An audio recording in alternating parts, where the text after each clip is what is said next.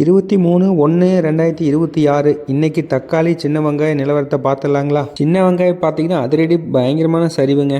ஒரு 300 வரைக்கும் குறைஞ்சிருச்சுங்க. நேற்று 800 வரைக்கும் போயிருந்த காய் இன்றைக்கி பார்த்தீங்கன்னா 500 400 வரைக்கும் தாங்க போயிட்டுருக்குது. அது பழைய காய்ங்க. புது காய் மட்டும்தான் ஒரு 100 எச்சு போயிட்டுருக்குதுங்க. இப்படியே போயிட்டு இருந்தால் விவசாயம் என்னங்க பண்ணுறது? ஒன்றுமே பண்ண முடியாதாட்டக்குது. இதுக்கு பார்த்தீங்கன்னா நாட்டுக்காயாக இருக்கட்டும், மைசூர் காயாக இருக்கட்டும், பெரிய வரத்தெல்லாம் இல்லைங்க. ஆனால் என்னடான்னு தெரியல, நிலவரம் ரொம்ப மோசமாக இருக்குதுங்க. இன்றைக்கி பொறுத்தளவுக்கு 2 நாளாகவே அப்படி தாங்க.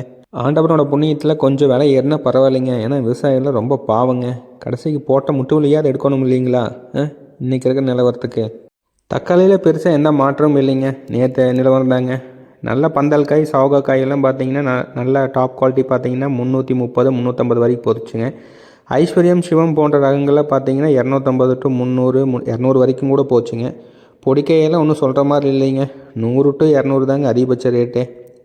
தக்காளியில் பெருசாக மாற்றமும் இல்லை, இறக்கவும் இல்லைங்க. நேற்று என்ன நிலவரமோ அதே தாங்க.